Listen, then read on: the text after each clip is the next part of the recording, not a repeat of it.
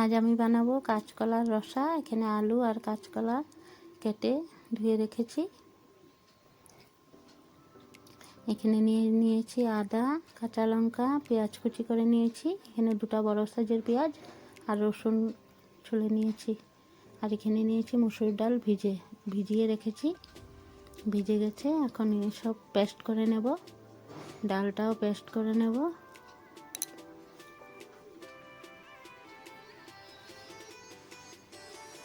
প্রথমে আলু ভেজে নেব।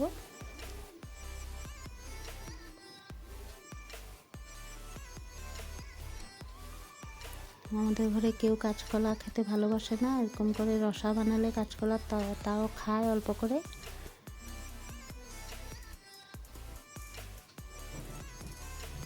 অল্প নুন হলুদ দিয়ে ভেজে নেব।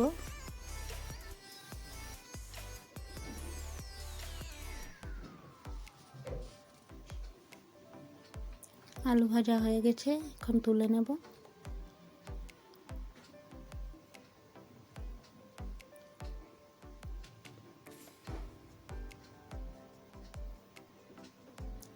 কাঁচকলাও ভেজে নেব।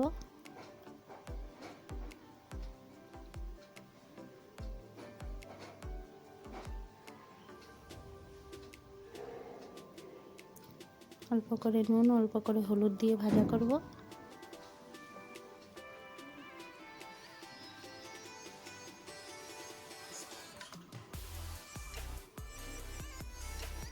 কাঁচকলা ভাজা হয়ে গেছে, এখন তুলে নেব।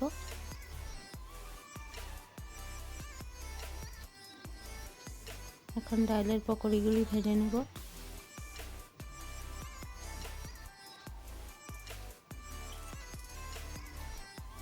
ছোট ছোট করে ভাজবো তরকারিতে দেওয়ার জন্য।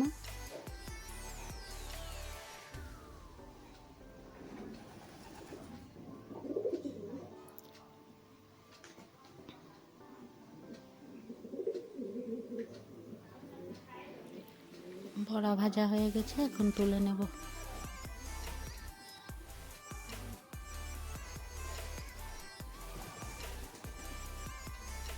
দিয়ে দেবো কেটে রাখা পেঁয়াজ।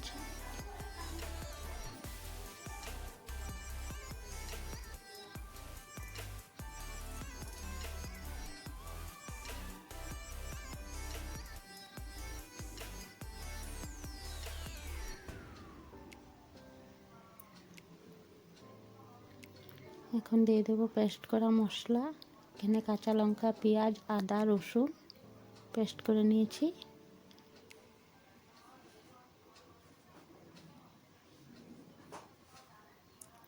এখন দিয়ে দেবো সব গুঁড়ো মশলা, লঙ্কা গুঁড়ো, জিরে গুঁড়ো, হলুদ গুঁড়ো, নুন।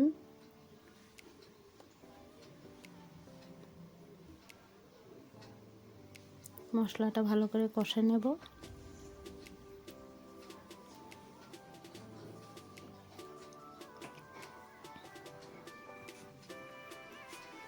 মশলা কষানো হয়ে গেছে ভালো করে, মশলা থেকে তেলও ছেড়ে দিয়েছে।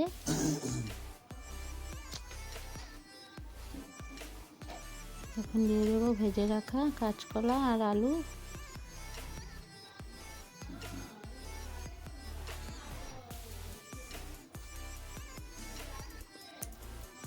সবজির সাথে মশলা ভালো করে কষে নেব। কষানো হয়ে গেছে, এখন দিয়ে দেবো গরম জল।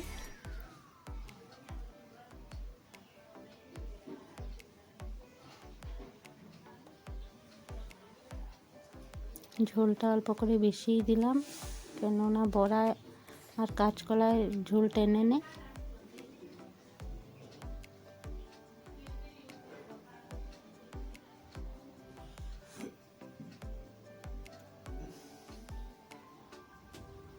বড়াগুলো দিয়ে দিয়েছি।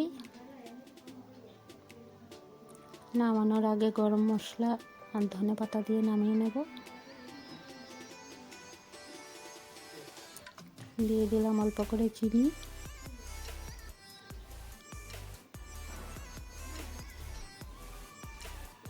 গরম মশলা,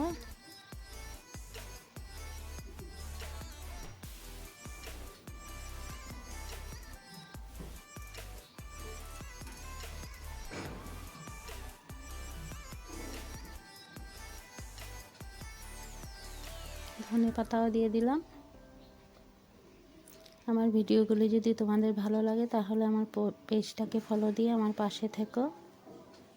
অসংখ্য ধন্যবাদ সবাইকে আমার ভিডিওটা সম্পূর্ণ দেখার জন্য আর আমার পাশে থাকার জন্য।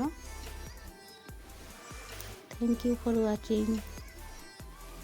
সবাইকে অসংখ্য অসংখ্য ধন্যবাদ। হয়ে গেছে আমার তরকারিটা। তাহলে চলো, টাটা, বাই বাই। সবাই ভালো থেকো, সুস্থ